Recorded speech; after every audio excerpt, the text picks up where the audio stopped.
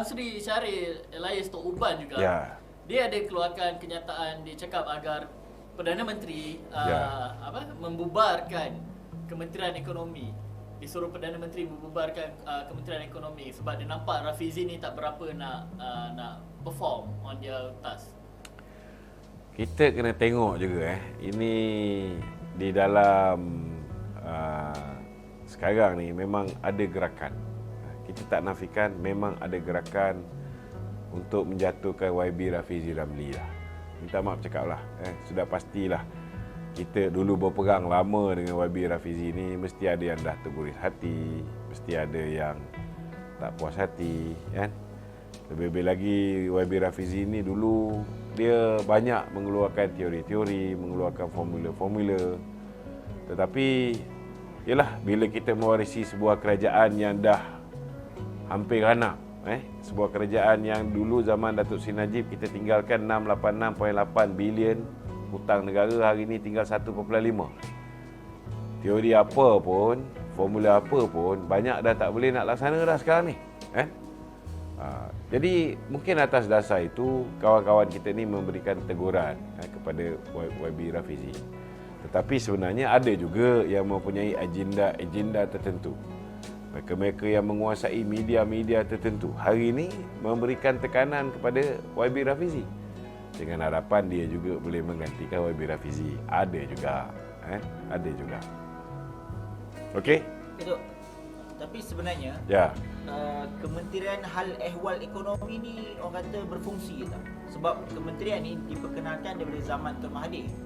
Adakah Datuk Seri Anwar dia kita kena faham bila kita wujudkan Kementerian Ekonomi ni, ianya mengurangkan beban Menteri Kewangan. Dia ada faktor-faktor lain yang saya tak boleh cerita pada umum kenapa Kementerian Kewangan, walaupun Datuk Seri Anwar pada awalnya tidak mahu jawatan Menteri Kewangan itu.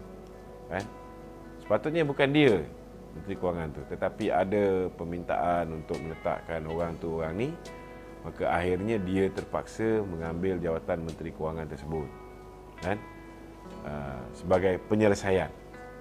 So bila dia ambil jawatan Kementerian Kewangan, dia Perdana Menteri, sudah pasti kesibukan dia tu luar biasa sibuk, Jadi soal-soal ekonomi ni, soal kewangan ni, kalau semua diletak di bawah bidang kuasa Kementerian Kewangan, maka kita punya pentadbiran tidak akan smooth, Maka itu dikekalkan, dikekalkan semula seperti mana zaman Tun Dr. Mahathir diwujudkan jawatan Menteri Ekonomi itu. Jadi sebahagian daripada tanggungjawab yang sebelum itu di bahu Menteri Kewangan diagihkan juga kepada Menteri Ekonomi, supaya tugas Menteri Kewangan itu tak seberat sebelum ni.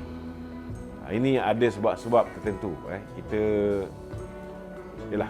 kat bawah ni kita tak tahu apa masalah orang yang berada di atas, orang yang berada di pusat kuasa, maklumat-maklumat yang mereka ada, keterbatasan masa yang mereka ada, takkan semua sekali nak diuruskan oleh Datuk Seri Anwar Ibrahim, Sekarang pun saya tengok kesian jugalah, dia berhempas pulas, masa nak masuk pejabat pun tak berapa nak ada, sentiasa bersama dengan rakyat, Hari ini pun dia dah turun ke sana, turun ke sini. Selepas ni dia dah mula nak berkempen untuk berhadapan dengan pilihan raya negeri.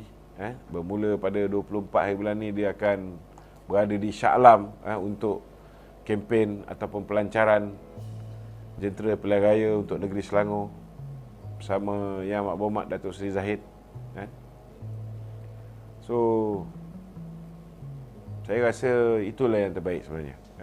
Datuk, tadi Datuk ada cakap tentang ada beberapa gerakan untuk memburukkan dan menjatuhkan Yang Berhormat Rafizi Ramli. Dan hari ini pun ada satu lagi surat tular yang palsu yang dikatakan daripada UMNO Selangor mendesak supaya YB Rafizi Ramli ini letak jawatan. Jadi kerja-kerja nak menjatuhkan, gerakan nak menjatuhkan Rafizi ini adakah daripada dalaman Kerajaan Persekutuan itu sendiri ataupun dari luar? Dia senang macam ni lah. Bila kita berada di tampuk pemerintahan ataupun di tampuk kuasa, kan, sudah pasti akan ada perebutan kuasa, kan.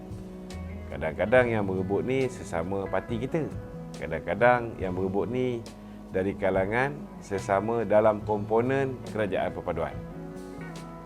Tetapi ada juga batu-batu api yang memasang proksi-proksi mereka daripada parti kita yang turut membantu untuk membenamkan menteri-menteri yang hari ini berada di dalam kerajaan perpaduan. Yang ni yang bahaya. Dalam kita punya circle ni pun ada musang berbulu ayam. Okey. Okey. Tok, masih lagi berkenaan dengan YB Rafizi ya. Ya. Okey. YB Rafizi dia ada minta pembangkang kemuka cadangan penambahbaikan kepada kerajaan. Dan Ketua Pemuda Perikatan Nasional beri 2 cadangan. Yang pertama, dia minta gugurkan Timbalan Perdana Menteri iaitu Zahid Hamidi. Siapa tu? Ahmad Fadli, Ketua Pemuda Perikatan Nasional. Dan yang kedua, dia minta lantik Menteri Kewangan lain. Jadi dia siapa? Dia siapa? Dia sedar tak dia tak perintah? Dia sedar tak dia tak perintah? Kalau zaman dia dalam kerajaan, dia nak bagi cadangan apa tu, suka hati dia lah, dia nak bagi cadangan apa pun.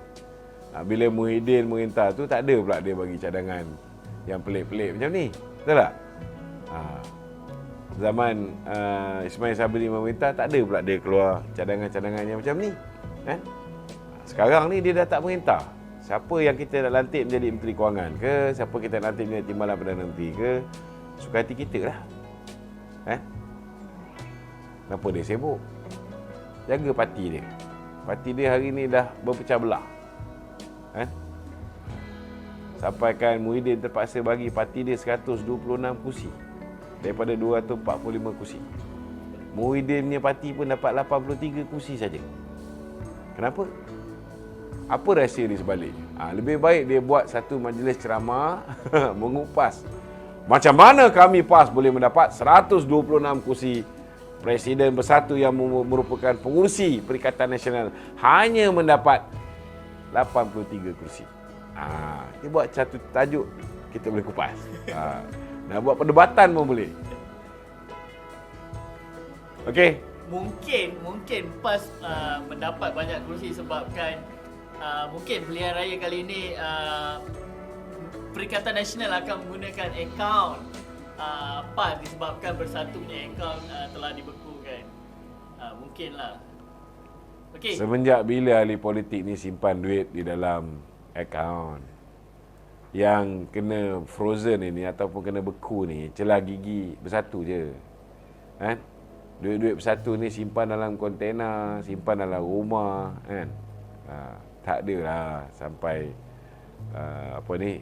simpan semua dalam akaun parti. Dia orang dah belajar melalui pengalaman macam mana UMNO punya akaun dibekukan dulu, kan. Takkan dia orang nak simpan duit dalam akaun.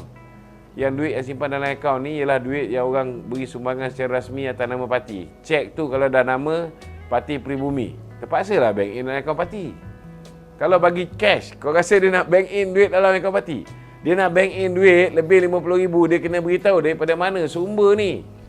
Betul tak? Betul. Habis kalau orang bagi jana wibawa, bagi berbilion, nak bank in macam mana? Itu yang tanam kat dinding, tanam bawah tanah, kan? Dekat atas loteng. Tapi kebanyakan dia orang ni dah tak boleh dah. Dinding dah tak cukup. Bawah tanah pun dah tak cukup. Terpaksa pakai kontena. Itu sebab saya beritahu, pergilah cari kontena dekat yang dia baik tu. Saya bukan cakap tak ada isi. Okay. Tadi Tok ada berkata berkenaan dengan Anwar Ibrahim memberikan dana 1 bilion dan 500 juta untuk membantu Kelantan. Tetapi ada penganalisis politik, dia berpendapat apa yang dijanjikan Anwar sebelum beliau menjawat jawatan Perdana Menteri termasuk agenda pembaruan dalam institusi masih longgar. Dan manakala masa depan ekonomi masih tidak jelas. So, pandangan peribadi tu. Itu siapa yang cakap tu? Penganalisis politik. Ya, siapa nama dia? Nama tak di. Kau kena tengok juga penganalisis politik kebelakangan ni kan. Kita pun tahu ada ramai penganalisis politik ni yang daripada belah Perikatan Nasional. Jadi kita kena tengok teliti betul-betul mereka ni kan. Bukan semuanya memberi pendapat itu secara bebas kan. Kalau dia beri pendapat secara bebas, tak ada masalah. Kita boleh mendengar pendapat-pendapat tersebut. Tetapi penganalisis yang dimaksudkan tu kita kenal siapa. Jadi tak payah nak lawyer buruk lah kan. Ada ahli politik di belakang ni kan. Kita tahu siapa ahli politik di belakang ni. Kawan-kawan kita juga. Malah kita nak bercakap. Okey.